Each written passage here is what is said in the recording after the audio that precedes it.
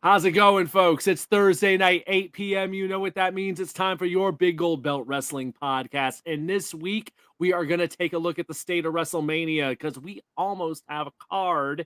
And some things are working, some things might not be working, and there might be some stuff missing. On top of that, WrestleMania might be headed to the Great North. It might be heading to the Great Lakes. We're going to talk about that. And what else? We might get into 3 hours of AEW last night. A whole lot going on in wrestling. We're going to get into all of it. Stay right here, folks. Your Big Old Belt Wrestling podcast starts right now. Big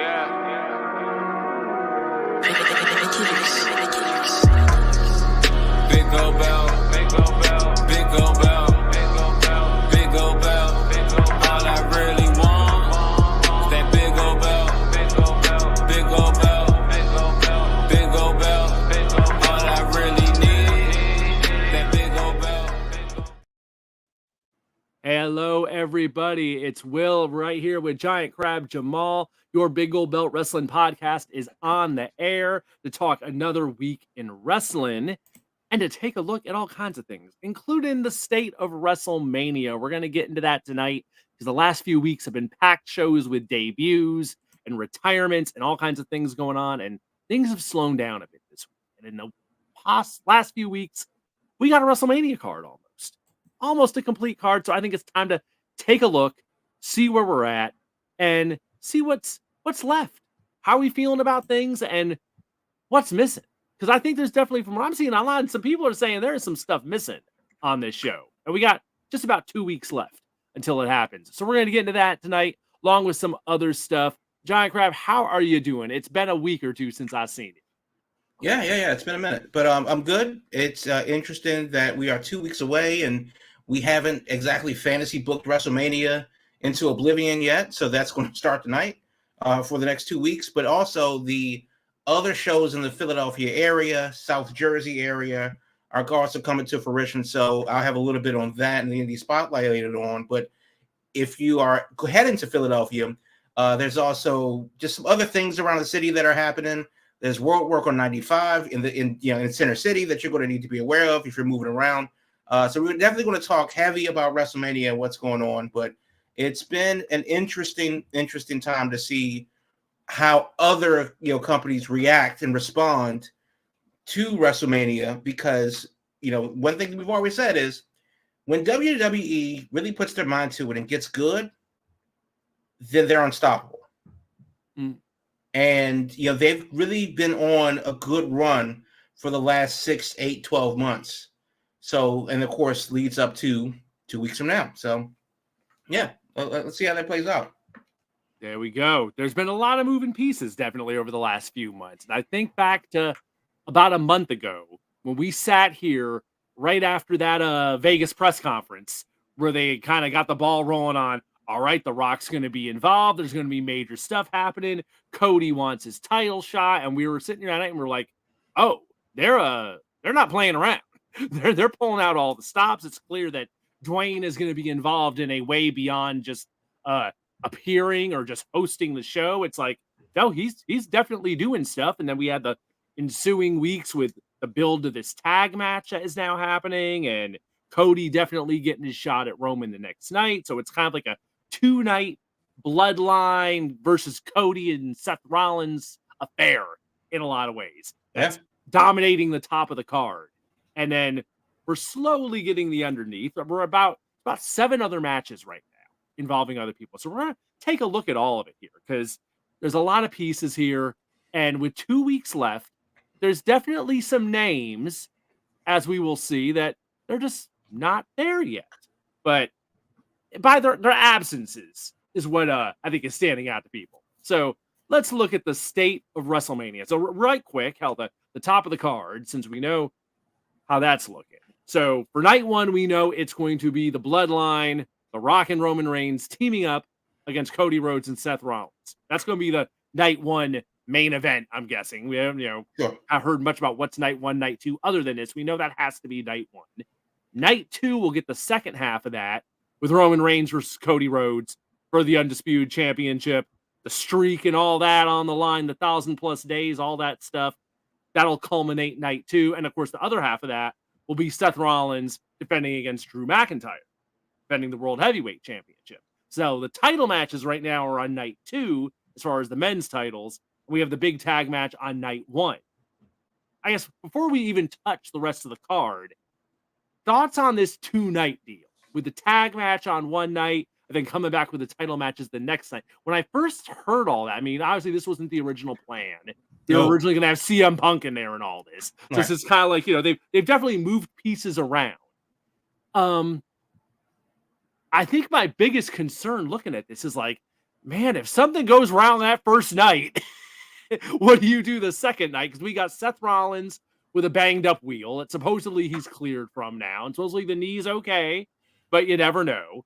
We know how The Rock's appearances at WrestleManias of the past have gone, where muscle tears have happened just like that. Mm-hmm. So you never know. But I don't know. I guess my initial thinking is like, well, it's a tag match. So that probably means they can take it kind of easy. They can divide up the workload. They don't got to go too crazy. And then the second night, all bets are off. Who knows? It's 2 single matches. But The Rock, just thinking back those singles matches he had with John Cena, back-to-back WrestleManias a good 10 years ago or so. Those were, he didn't make it through those unscathed either time. Right. Well, that is a thing. And then, of course, we know that The Rock is busy because he's starting up the football league on March 30th. No doubt. So he's going to be right in the middle of that and everything else going on. I don't know how The Rock sleeps. The short answer to your question is that's the risk you run when you do a 2-night show and you have guys working the main events, working both shows. Damn if it's the main event. Now, hopefully, no one gets injured. Nobody wants to see that. Realistically, yes, I do think a tag match setting up from night 1, setting up night 2. If you're going to do 2 nights, I like the fact that the matches mean something even within the show. Right. They're still building towards something. And so it's not just and that's what it's been in the past. Well, which night do I want to watch? Right. If and how do I feel? Because you're still staying up to midnight on both nights. Do I want to watch night 2? Where are all the matches? How do you put the card together? And that's what it's really going to be. That's going to be the elephant in the room is how the show as a whole is put together. But as far as the main event goes, I like the fact that it gives you a reason to watch both nights. That's the way it should be if you're going to do a 2-night show. Now, I think that The Rock, this is obviously they've had to pivot. They've had to make some moves and reshuffle the deck a couple times because this did not go as planned. If we were going to see, Cody on the back burner, challenge Seth Rollins, challenge, somebody else, do anything else, but finish the story. That was a serious consideration a month or so ago. And now here we are, and The Rock's officially a heel. What a difference a month makes. Yeah. From Super Bowl weekend to now, the landscape of the show looked very different. Yeah, I mean, at one point we were talking Seth Rollins and CM Punk was going to be the title match. That was supposed to be it. Yeah. And now that that's not the case, it's it's a very interesting prospect because the question has been surrounding Drew McIntyre. How long is he in WWE? I haven't heard that he's resigned. I haven't heard anything official, but it sure seems the way all the spotlight they're giving him, you would think they got to have a deal worked out. But in this day and age, you never know. You never really know. You never really know because if McIntyre wins and pulls a Medusa and shows up on Dynamite and dumps it in the trash, then Now realistically, I don't see that's a possibility because WWE is not stupid. But then stranger things have happened. So, that's an interesting possibility that McIntyre may be done and fulfills his obligations, and win or lose, he's just done and he's on his way out. Cody Rhodes. Also, the clock is ticking against him too, because it's not like he's going to be in WWE for a long time. He will probably retire there. Now, the question is, with everything that's on the line, how many more shots will Cody get to do this at this moment? And also, more importantly, should he be the one to beat Roman Reigns for the first time in 100 years? So that, I mean, there's a lot more implications than just Cody finishing the story. I mean, we're talking about history right now, and I don't know what that looks like on the other side of it, because the next pay per view after that is what, Backlash in France? Yes, Backlash will be next up. Right. So that's kind of the thing. It's an interesting prospect to see where we are and where we were just a month ago. Off of the in the shadow of the Super Bowl. Yeah. And here we are 2 weeks out. And the real serious question is, should Roman lose to Cody Rhodes? Yeah, and if so, how are they doing it? Is it going to be through The Rock playing a pivotal role in this? If that happens, are we then building to The Rock and Roman Reigns, which, they were originally talking as a WrestleMania match here? Yeah. Like you said, Dwayne's got a football league to launch. So if that is going to be the next step, I don't see it happening until after XFL. I mean, UFL. Right? UFL. Yeah, we're going to talk about that. Yeah, XFL. Yeah, right. So maybe SummerSlam or a Saudi show down the road or something, or if they stretch it out a whole year to next year WrestleMania. But Dwayne ain't getting younger.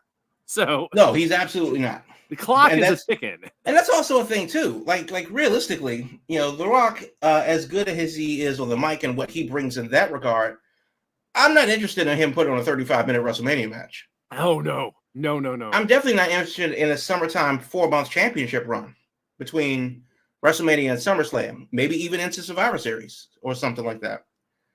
I don't know if I need that. So that's also, something to consider too. And then realistically, you have The Rock, you have Roman Reigns. They can't be 1 and 1A forever. Somebody's going to have to assume the mantle as being the top. And realistically, The Rock just comes in out of the blue and just reinserts himself into the picture at the top. And now they share the top. How long will that last? It's going to be an interesting prospect where I do see Roman versus The Rock down the line. SummerSlam. I'm sure there's a Saudi show, waiting to happen, in the fall, time. But I don't know how much longer we're going to have him, The Rock, and I don't know how much longer we're going to need him. Yeah, I mean, at this point, special attraction seems to be the role he's filling, which is, hey, when you can get him, it's great. And they're definitely, that's one of the criticisms I've been hearing about the build for Mania, is a lot of people saying that The Rock showing up has taken the shine off of Roman Reigns and this huge run he's been on, because he's been kind of made into, he's a little brother out there. Oh yeah, totally. It's like, Rock showed up and he's outshining. He is, the head of the table in this whole deal. But in my thinking is like, that's by design. I'm sure that's going to be the fuel to the fire for Roman getting tired of his crap and being like, hey, you came here. This is my turf. Enough of this. You're sucking up all the air in the room. So my thinking is that's where we're headed, and that's by design, because these aren't dumb guys. They know what the hell how they're making this all presented and how it's looking. So I'm sure that's on purpose. I think in the big picture, it's just a matter of when that shoe is going to drop of that card being played and how that ties into if Cody wins the title here, if that factors in. No, let's say this. Yeah. Roman is at 1,200 days or something like that? Something like that, yeah. It's up. And the next milestone is a long way away. Yeah, it's not until past SummerSlam. The Hogan record would mean September. So it'd have to go past SummerSlam. Right. It's a long ways off. Right, it's a long ways off. So if he doesn't lose in 2 weeks, then he can't lose until he breaks another record, or moves up in that rank ladder. It doesn't feel like there's a spot like in the next, months where it would make sense. Right. So that's kind of where they are, because, and the only reason why I say that is because they made a big deal about 1,000 days of champion. Mm-hmm. They made a big deal about, putting him in Hogan, Bob Backlund territory and stuff like, Bruno Sammartino territory. Yeah. So since that's out there in the ether, what would be the point to bring that up if he's not going to threaten those records historically? Yeah. So that's also kind of like the elephant in the room, and it's like Roman Reigns is going to be champion for the next 5 years. Hey, that's how it was when I was growing up as a kid. That Hogan run from 84 to 88, that shit was endless. So, Yeah, been there. yeah. And that's Lord also knows. I don't know if that's sustainable. Like realistically, Yeah. I have no idea how that's going to work. But either way, I do think that in general, as far as the main event goes, there are some questions that absolutely need to be answered, and we're going to have to wait 2 weeks to figure it out. But then there's the rest of the card. Yeah. A lot of that hasn't been decided as to where it's going to land night 1 or night 2. But you keep saying that people are saying the stuff that's missing from the card. What do you think is missing? Okay. So do we want to look at the rest of those 7 matches, run that down real quick, and then we can know who's absent? Okay. So here's the rest of what we got right now as it stands here this Thursday night. So we have our 2 women's title matches. Io Sky versus Bayley on SmackDown side, and then Rhea Ripley versus Becky Lynch on the women's side. So that's your 2 women's titles there. Next, we got the Intercontinental title, Gunther, on his little streak he's on as the longest reigning IC champion against Sami Zayn. Then we have the tag titles, which will be a 6-pack ladder match. So this is where they're trying to fit in all kinds of tag teams. So it's Judgment Day defending currently against DIY, Gargano and Ciampa, the Awesome Truth, Miz and R-Truth, and New Day. Kofi and Xavier Woods are in so far. There's 2 more teams to be added to that. I think that gets decided on SmackDown tomorrow night. After that, we have LA Knight versus AJ Styles. We have the Battle of the Brothers, which of course also ties into things with the bloodline with Jimmy Uso and Jey Uso having their big singles match. And then last but not least, currently the United States Championship is in a triple threat with Logan Paul against Randy Orton and Kevin Owens. So that's what we got so far as of this moment. I would say the biggest thing that jumps out to me, looking at the 7 other matches we have right now and the whole card in general, we only have those 2 women's title matches, and that's it for the ladies. Right. So there's names like Bianca is who I keep hearing brought up. It's like, what about Bianca? Well, don't they do the a battle royal during WrestleMania, or is that still a thing? They do the men's one. They usually do that on SmackDown lately. I'm trying to remember I don't think they've done the women's one in recent years. I could be wrong about that. They definitely have. In recent years, the Andre Battle Royal has just been on SmackDown on Friday nights. Okay. The other, of course, thing that's right out there is, of course, we have the women's tag titles, which I'm sure will probably get on the show, and that's probably an easy spot to do like a 4-way or something to get a bunch of people on the show there. Sure. But I keep hearing Bianca brought up, and I think it's because she has been in very high-profile matches for the last couple years on WrestleMania. Mm-hmm. Closed the show against Sasha the 1 year, last year against Becky. So, like, she's had big matches, and so far she's not on the show. So I kind of, she's just such a big name that's like, there's got to be something there, and I figure it's about to happen. But I can't see her just getting thrown in Women's Battle Royal or something like that. They do something like that. It's got to be something higher profile. Oh, yeah, absolutely. I do think that's a thing that's going to happen. And, of course, they do have time. They have 2 weeks to figure that out. And then, of course, putting together the shows themselves. One thing I will give WWE credit for, they have really effectively streamlined their premium live events, where they start to feel like NXT TakeOver versus a WWE pay-per-view, and just how quickly they run and flow into each other. So even though we have 7 matches that you mentioned, of those 7, well, we do know that night 2 is going to have 2 championship matches already. Mm-hmm. And they're probably going to keep it at 5 matches, 5 or so matches per show, because everybody's going to have an extended entrance. Everybody's going to have an extended promo. Everybody's going to have an extended, post-match and stuff like that, because it's WrestleMania. Yeah. So, for night 1, that leads another 3 to 4 matches, which would put them at 4 or 5 already. And then for night 2, that leaves another 2 or 3 matches, which will put them at 4 or 5 already. So of the matches that don't have a home per se, we kind of have the card already, barring a big multi-man match or another title match or something like that. Yeah, this is definitely this territory now where I figure you're gonna have your multi-man matches. You're gonna have some big tag team thing. This is where we start getting into fitting people onto the show just to get them onto the show.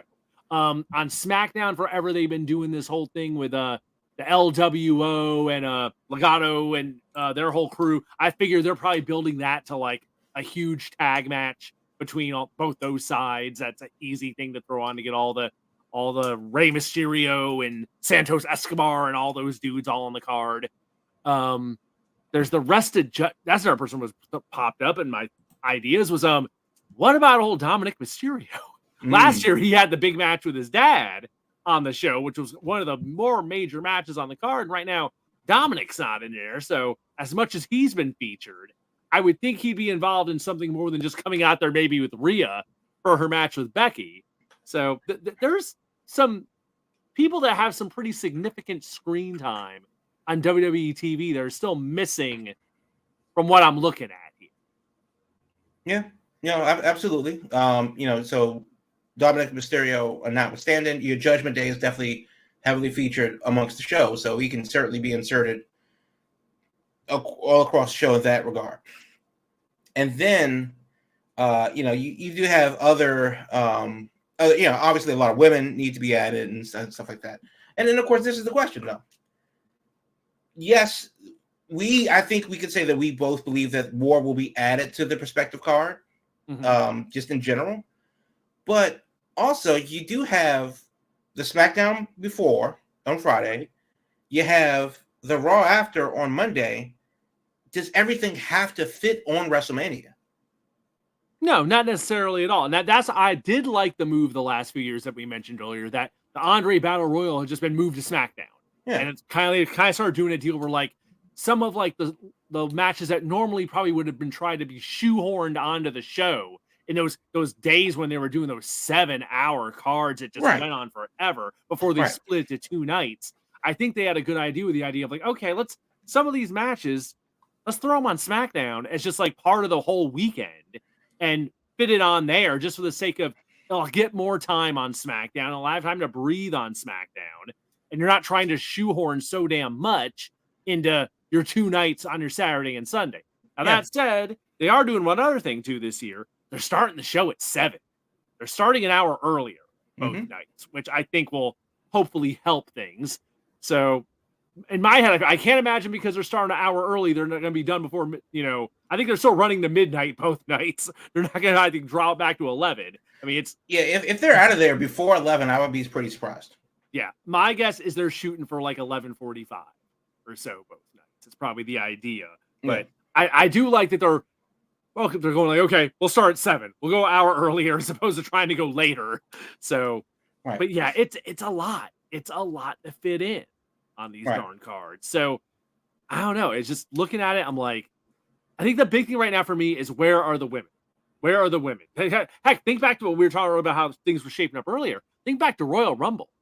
At Royal Rumble, we were thinking they were probably building to like Jade and Nia Jax at WrestleMania, which I guess still could possibly happen. Be a thing, They're both in play. We're not seeing Jade that much, but she's been around. So I would think they want to fit Jade in somewhere. So that was a theory I'd been hearing people kick around, that maybe they do some kind of tag match or something, where maybe Bianca and Jade team up against like Nia and somebody or something like that. I don't know. They have options. They definitely have pieces they can play here. It's just we're down to, like I said, we're down to 2 weeks. So these final pieces got to fall into place sooner rather than later, I think is the main thing. Yeah, it definitely makes sense that, things, card subject to change too, because we don't know what's going to happen within the next 2 weeks. Anything can technically happen, but it is kind of like, well, they do have the card. I don't see them just adding things just to add them. I do believe that starting at 7:00 is just a better move in general.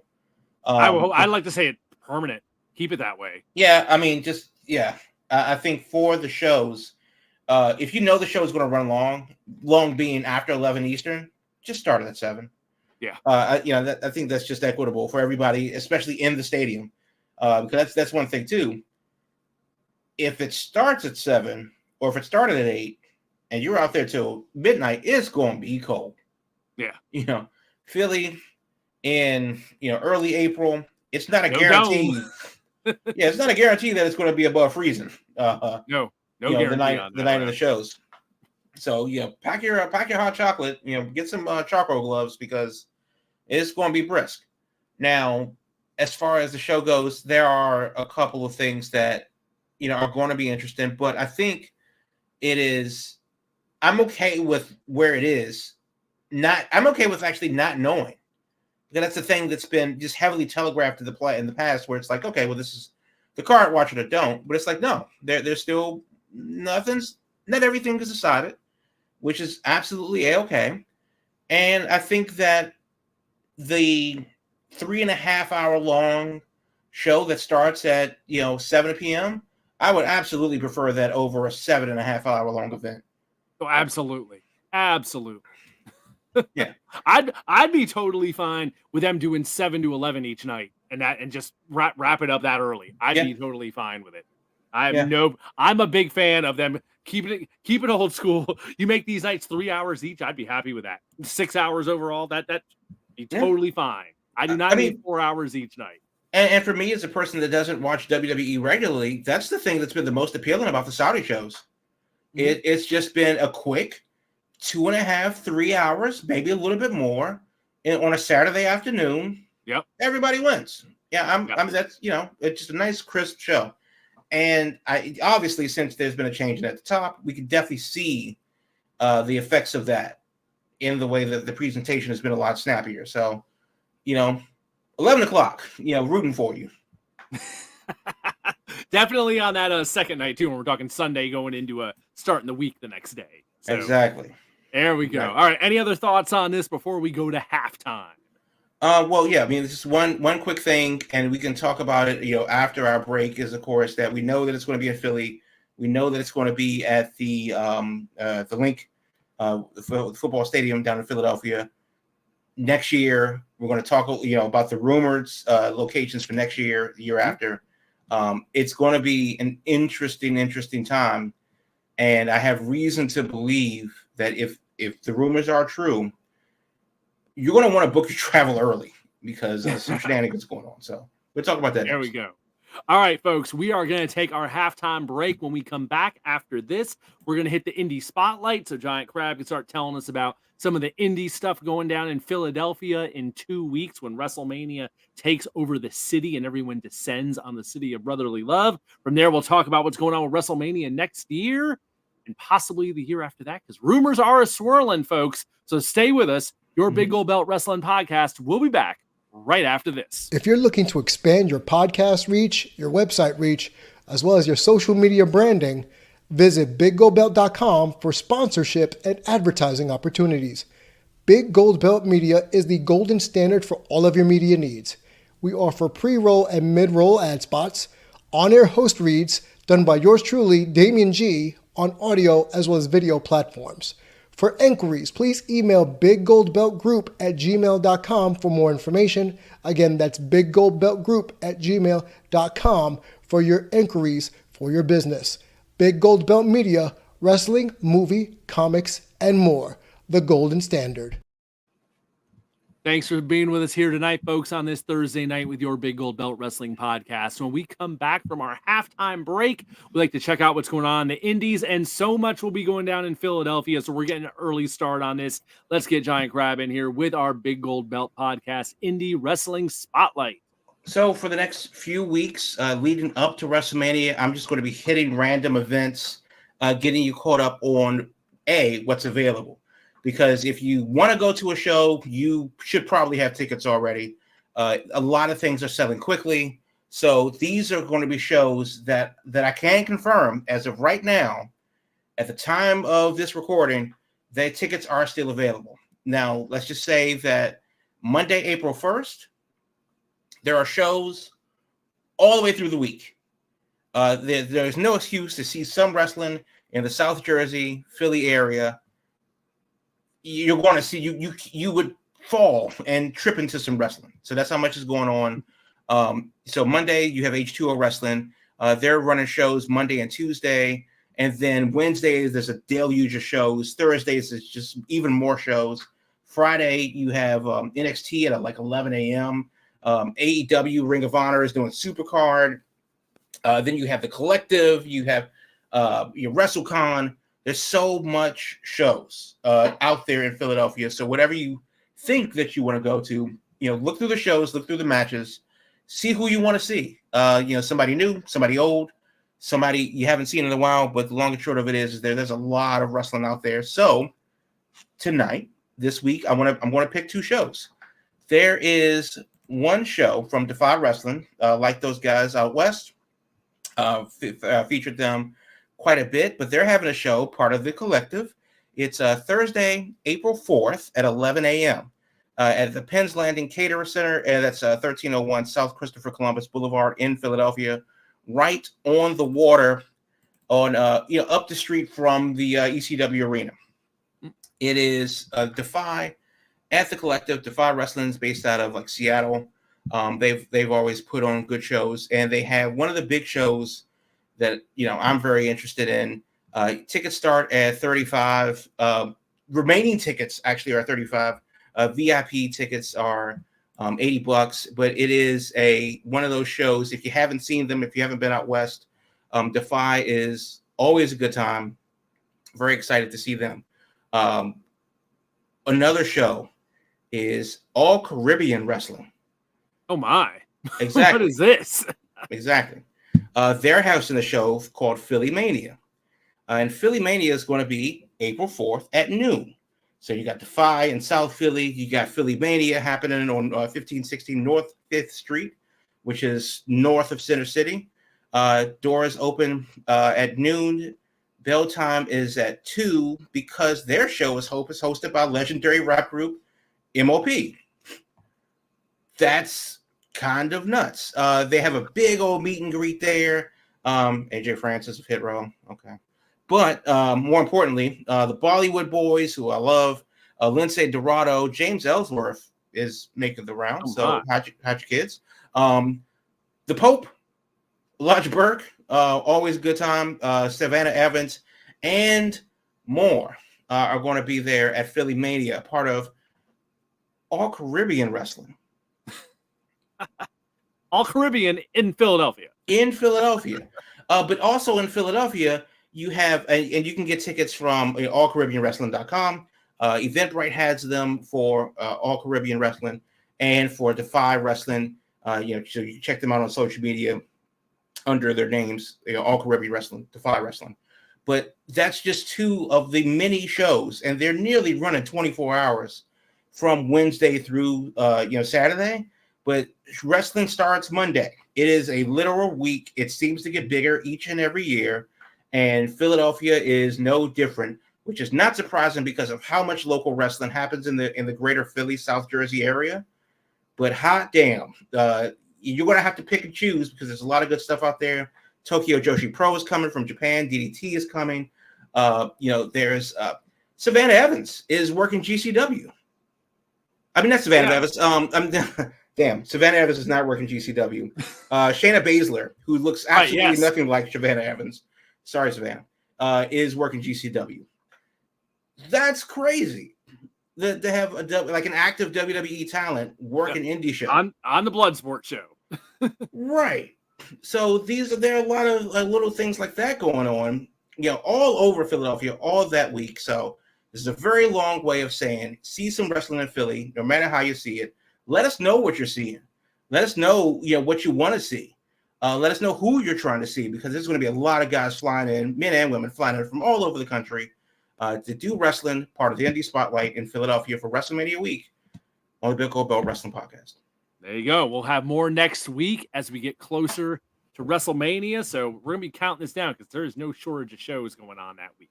So busy times ahead in Philadelphia. So rest up while you can. So now that we know Philadelphia is the home for this year, we've been hearing rumors for a while.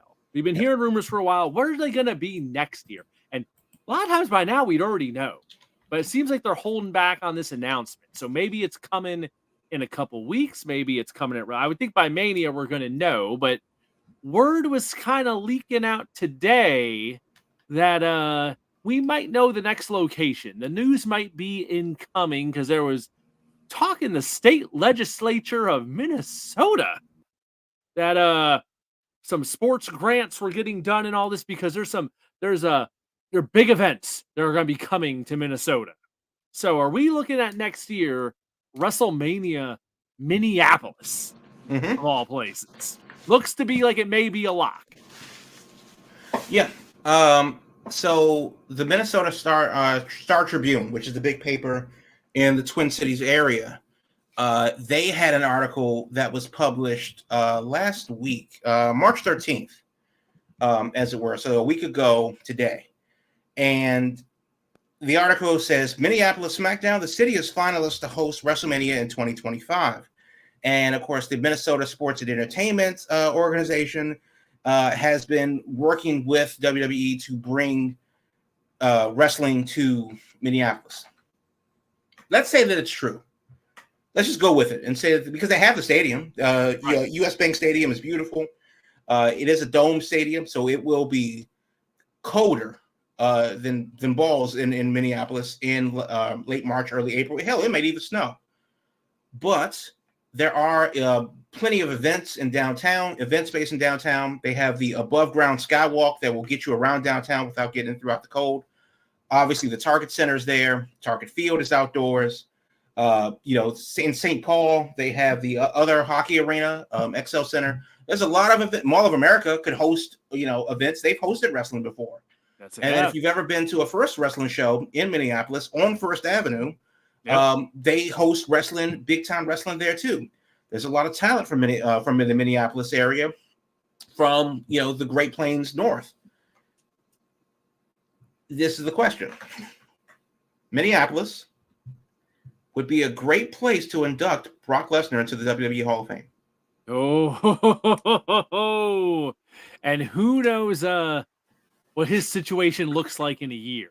Right. Because we don't know what it's going to look like this week. Sticky situation. Oh no, yeah. We don't know. He may not make WrestleMania this year. Yeah, I mean, there was rumors in the last week that he may be around. He may be, that he's he has not been completely erased like other people involved in all the drama going on. There's a gas canister. There's a wooden bridge. We know that matches are involved, but the bridge hasn't been burned yet. Yes. So that'll be interesting to see. But the long and short of it is that Minneapolis, I love Minneapolis, which is something that nobody says. It's a surprisingly cool place to be a city that nobody talks about because it's Minneapolis. Why would you talk about it? You're either from there or you know somebody from there. The times I've been to Minneapolis have always been good. I've never had a bad time in Minneapolis the 2 or 3 times I've been there. Right. So. Now, granted, have those times been in the winter? No, it was always in the summer. So right. Well, there you go. So Minneapolis in July is beautiful. Experience. Yeah. Bring your bug spray. But in general, I could absolutely see that happening. They've hosted, I want to say, WrestleMania at the Metrodome before. Way back when. No, that was the Silverdome in Detroit. Yeah. They haven't done Minneapolis. But if they've done that before in a cold weather city like that, right? Obviously, they did New York outside. They're going to do Philly outside, and that's not exactly warm. Minneapolis in the dome is obviously not a problem, and they've certainly been there to Target Center and XL Center for Raw and SmackDown.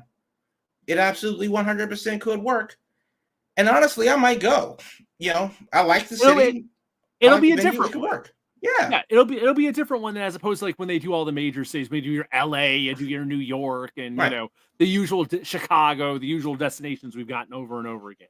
Right. So right quick before we wrap this up, the other city that had been in the running for lots of talk with, as far as these new stadiums being built, the Las Vegas Locally blog this evening quickly posted something up real quick with this news going out that it's looking like Vegas for 2026, because Lord knows Vegas, since they got their new stadium, that them and Minneapolis seem to be the names that were getting kicked around the most. Sure. And from the beginning, I was like, I absolutely figured it has to get to Vegas eventually, just because they have the hotels, they got the infrastructure. The piece they were missing was the stadium. Now they got the stadium. So now they have one of the stadiums, because whatever the A stadium looked like, and that should be a dome. Because who's sitting outside in July? In Vegas, right? Yeah. So when they build they tried to do money in the bank there, and then that got switched up. They pulled it back and ran it in a Caesar's Palace instead. Right, because I think they were double booked at the arena or something weird happened that weekend. Tickets weren't moving for Money in the Bank in a stadium like they because had. It was UFC weekend, I think. Right, UFC in Vegas. That's right. Yeah, right. So they couldn't that was get before the merger. Yeah, right. That's actually the weekend where the talks we think started happening, because we saw the pictures of everyone intermingling that weekend. Taking things back. Right. So it's so Vegas does make sense. Obviously, Vegas has put a lot forward into their entertainment. They've spent billions of dollars with a B, building stadium after stadium, entertainment district after. They built the Sphere. They've built the ballpark for the minor league team, the NFL stadium. They're building the A stadium. They have Las Vegas Motor Speedway. There's a lot out there in the desert to get done in Vegas. One other place, and that's going to be dependent on how fast they can do it, is Nashville, because the Titans are getting a new stadium. And they've just tested the waters with SummerSlam in Nashville a couple years ago, if not last year. It was year before last. Right. Yeah. So I can definitely see, as the state of Tennessee and Davidson County and Nashville gets that together, because the Titans will have a new stadium in a couple years. So if they can, and then of course they're playing catch up from COVID too, which is why they did LA, which is why they did Tampa again. So if they're doing that, then interesting. That could be a thing. Now, of course, it's WrestleMania that we're talking about, but do you see SummerSlam, happening, or one of the other big four happening abroad, except Canada? Ooh, because we're having Backlash next month. Yeah, in France. The B shows, and then we're doing that. We're adding a show for Germany. Germany's happening in August. Yeah, we have the Saudi shows 2 a year, but that's a different contract, and we know, and that contract will end eventually. Yeah, sooner than later. But then they just came from Australia with Elimination Chamber. Right, and they of course did Money in the Bank in London. And how when they were there, they were teasing WrestleMania, and then they had Clash at the Castle in Wales. Yeah. It's clear that they are much more interested in doing international shows now, which I think has been great for drawing interest to those B pay-per-views that back in the day it'd be like, a lot more like forgettable. But it's like, as we saw, it's like, hell, you put them in these overseas markets, it's like you get a totally different atmosphere that adds a lot. It's much bigger than your one SmackDown in London, a week of house shows throughout the rest of the UK, and then one more Raw in Wales, and then a week of house shows in Germany, France, Spain, blitzing Europe, and then back to Alabama for the next Raw. The way they would usually do it. So it would be cool to see, obviously for fans to get to see things live. That's really part of it, getting to see the thing live. Yes, but I don't know, man. I definitely can see, like, in the future, SummerSlam, maybe not WrestleMania ever, even though WrestleMania has left the country technically. But I can definitely see a SummerSlam or something like that in Barcelona at the soccer stadium that holds 100,000, or in Paris, or in Mercedes-Benz Arena in Berlin or something like that. No doubt. That whole factor of, like, the time difference or anything. Clearly, they're not worrying about that when Elimination Chamber came on at 5 a.m. on the East Coast. Right. So they are totally fine with that, because they're like, hey, if people don't get up and watch it live, we're still getting our money. They're just gonna watch it when they wake up later. It's on Peacock waiting for them. So it's no big deal. I think this is exactly what Triple H meant by local globalization. Yeah. Obviously it's not NXT, Czechoslovakia, or another brand, in Latin America or Northern Africa or something like that. But if once a year or two you can bring a big time show to an area to get the fan base, primed for the content, then that's the next best thing. So I'm rooting for Minneapolis. If it is in Minneapolis, do you go? It definitely would be more interesting to me than a lot of the other cities. It's like, true. I don't need to go to Vegas. LA, New York. I don't need to do anything. It's like if no. So it's like it's definitely more out of the box for like, okay, that'd be something different. So I don't know. It definitely has my curiosity, or if they said they were going back to Chicago. Right. It's like there's always wrestling in Chicago. I don't need to go to Right. WrestleMania in Chicago. So Right. we'll see. And they've had so many high profile events in the major cities: Chicago, Dallas, Houston, Tampa, Baltimore for years. Yes. Spoiled by all of the high profile events there. San Francisco. That if it does come to some place like a smaller, medium sized city, rather, I would be interested. Also, isn't the Gabe Stevenson from? Didn't he go to Minnesota? Oh, you're right. Yes, he was. Yes, he was. So what's up with him? Who knows? Yeah. I know that Shelton Benjamin's not in the company anymore. Is Gable from Minnesota or no? Oh, maybe. I don't. Let me look. I Off feel the top that of my head, I'm looking right now. But the point is that I'm rooting for y'all out there. I really am. He is from Minnesota. Yes, indeed.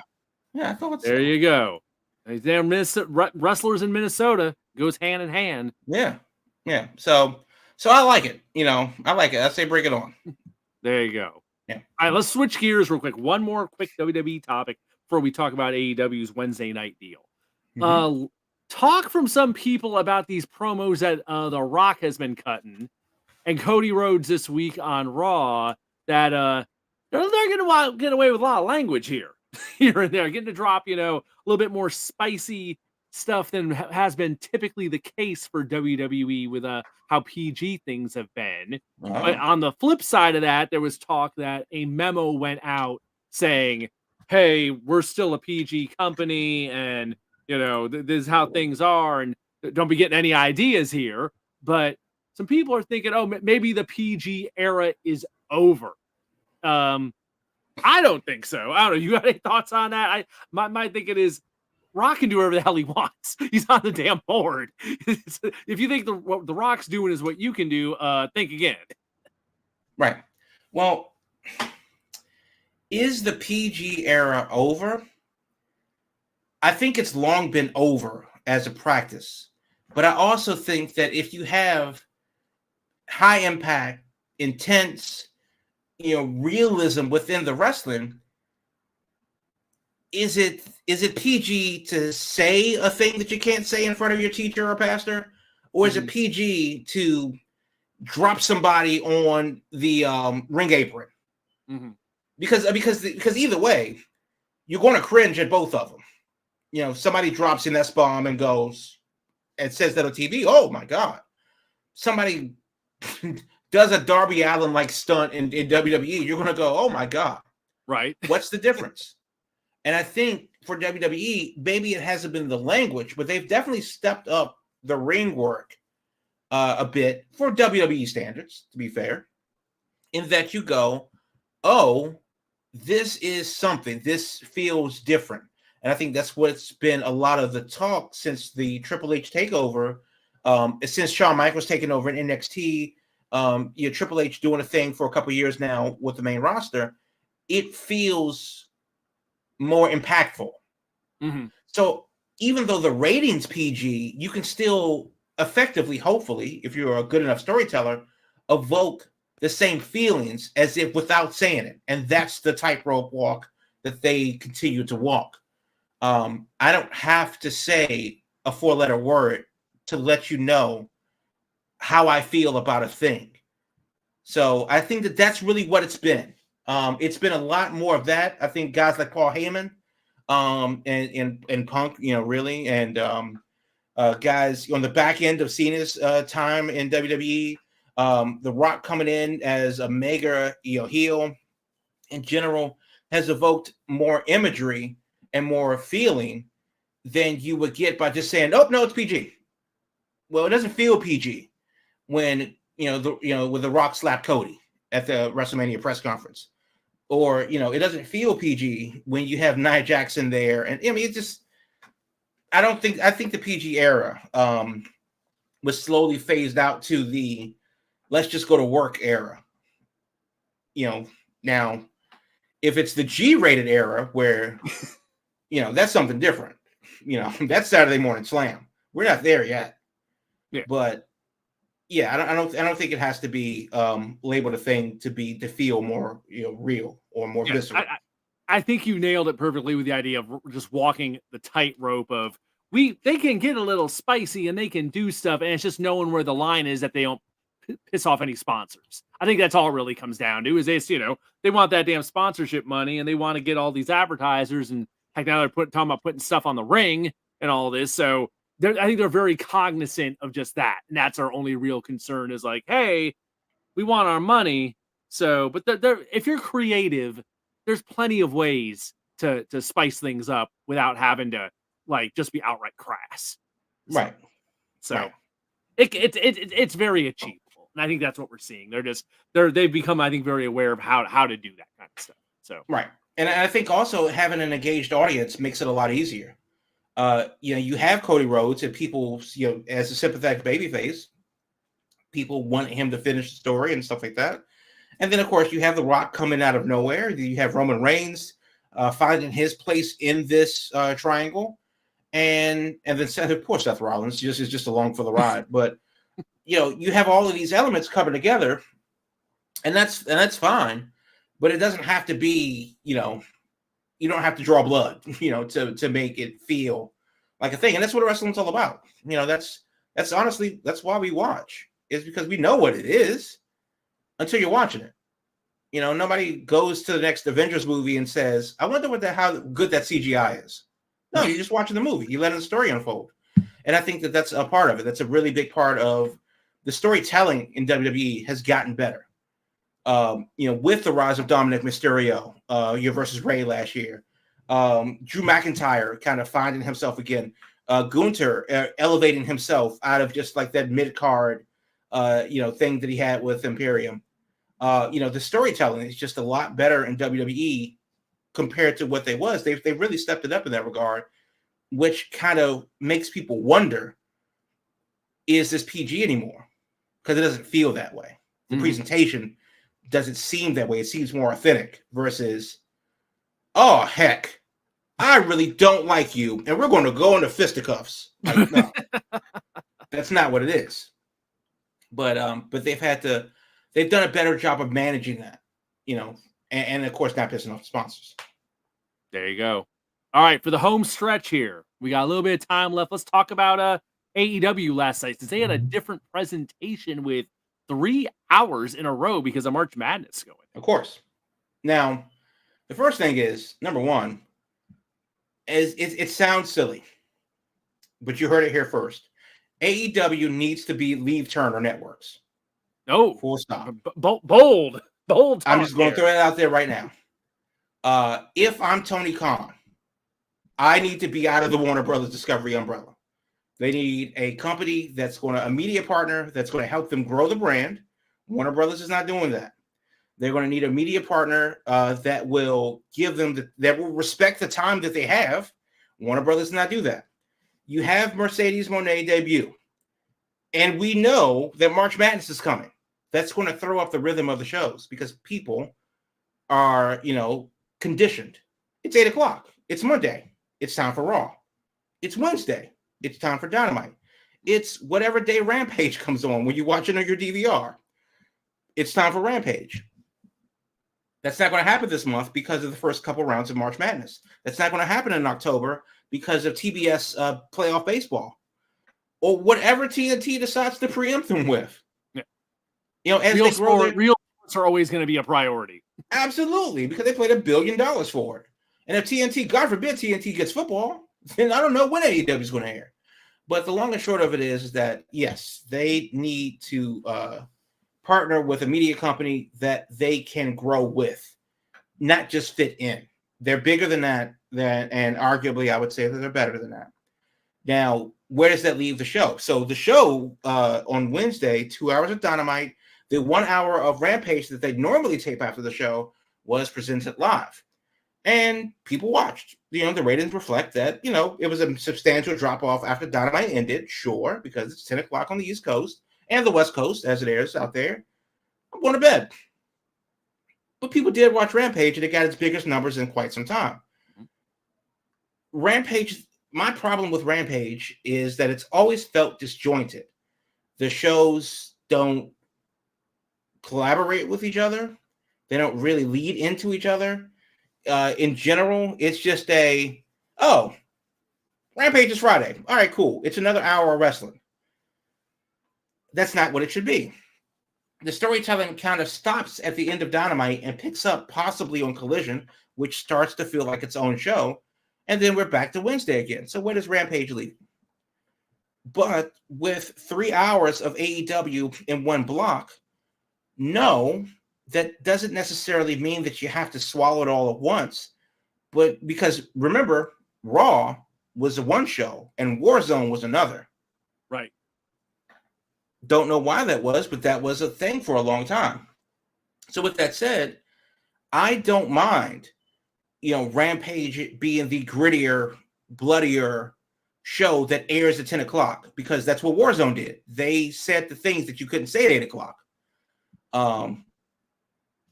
But Dynamite can be one show and have its own main event and then lead into Rampage. I think it creates so many more avenues for more cohesive storytelling than just, here's 3 matches that we're going to do in an hour because it's Rampage. So you want it to be a 3-hour block, but 2 hours of Dynamite and then the 1 hour Rampage immediately following? Yeah, just like Raw and Warzone. Okay.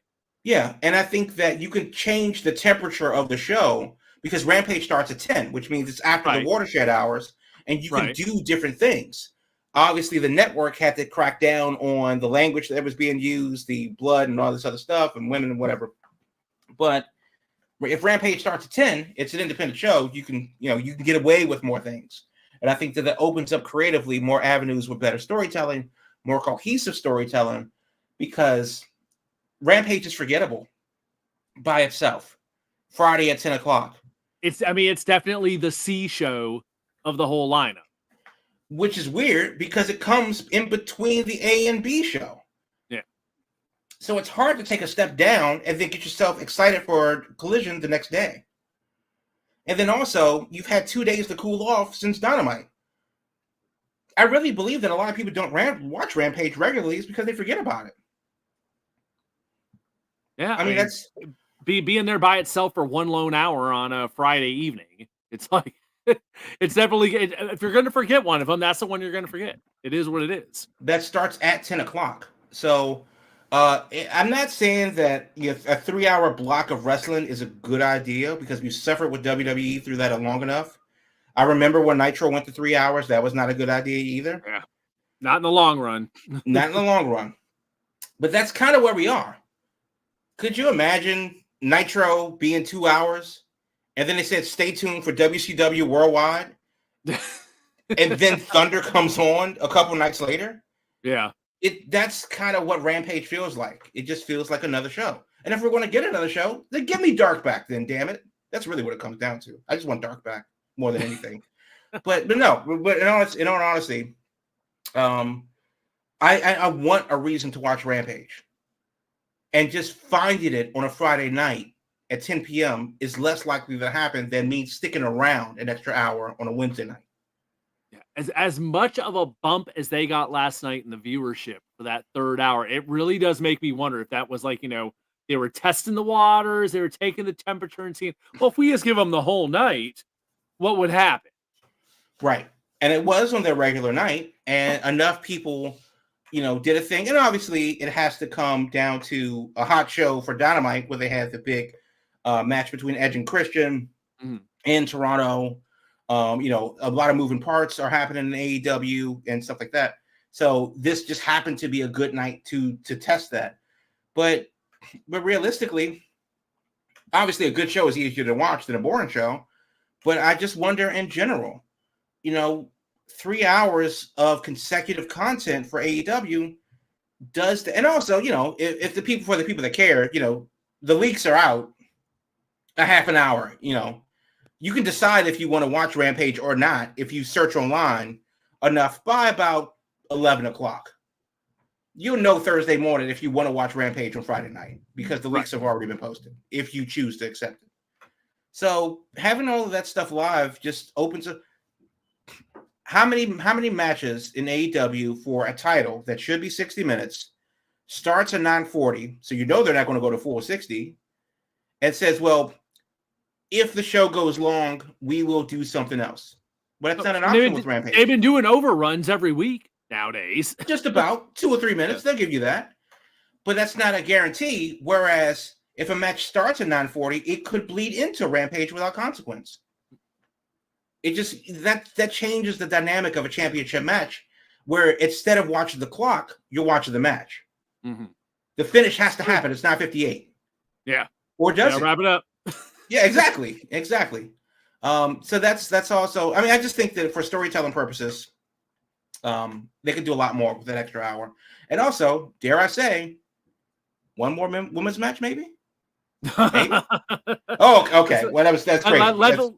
God, if we could only get that. If we could only get that on each show. That we've been asking for that forever. So that's insane. That's job number one for Mercedes. Now she's there with her contract. Let's get another women's match on the show. If she moves Rampage to Wednesday night by herself, then God, you put her in the AEW Hall of Fame already. There you go. Well, folks, we have flown through our hour. Yeah. Like we do some weeks. A packed show as it happens here on Big Gold Belt Wrestling Podcast. So, like I said at the top of the hour, Thursday nights, 8 p.m., we are here each and every week running down what's going on in wrestling and talking about all that stuff as we are on the road to WrestleMania right now. So there's so much going on. If you prefer the show in podcast form, it drops the next morning on Fridays on all your favorite podcast platforms, but the video version is right here at biggoldbelt.com/live. Of course, also on YouTube, Twitch, and X every darn week streaming live. So Thursday nights, if you're looking to watch live, 8 p.m. is where you will find us. And then the YouTube version is still there for posterity if you're looking to check that out at Big Gold Belt on YouTube. Of course, on all your social media, Big Gold Belt is where you can find us. And of course, on the web, biggoldbelt.com, wrestling, movies, comics, and more. Thanks for joining us tonight. We will be back next week to see what's going on. God, like I said, WrestleMania, 2 weeks. So it's going to be a busy couple weeks here as we get to Philadelphia. And then after that, who knows? We'll see how that all shakes out. And wrestling's wrestling, folks. It is busy. So stay with us. We'll keep you informed. And thanks for being with us. And I want to leave with one thing just before you hit the button. Hit the button. Let's hear it. Is Goldberg okay? Goldberg. Bret Hart will give you the answer to that.